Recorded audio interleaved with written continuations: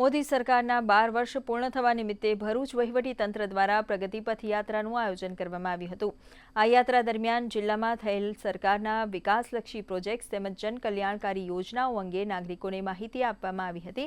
ત્યારે આ પ્રસંગે ધારાસભ્ય રમેશ મિસ્ત્રી, નગરપાલિકાના પ્રમુખ દેવેન્દ્ર વસાવા, જિલ્લા ભાજપ પ્રમુખ પ્રકાશ મોદી, ઉપપ્રમુખ નીરલ પટેલ, જિલ્લા કલેક્ટર નવનાથ ગોહાવણે સહિત મોટી સંખ્યામાં અધિકારીઓ અને કર્મચારીઓ ઉપસ્થિત રહ્યા હતા।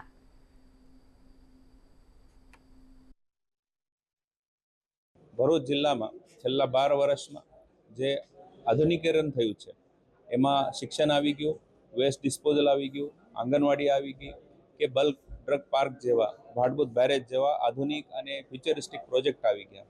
આ બધાની વિઝિટ્સ આ ટીમ કરશે અને એ ટીમથી અમે સમગ્ર જનતાને એ કહેવા માંગીએ છીએ કે છેલ્લા 12 વર્ષથી જે ભરૂચે પ્રગતિ કરી છે એ પ્રગતિની નાની ઝલક અમે આ પ્રગતિપથ યાત્રાથી બધાને પહોંચાડવા પ્રયત્ન કરી રહ્યા છીએ।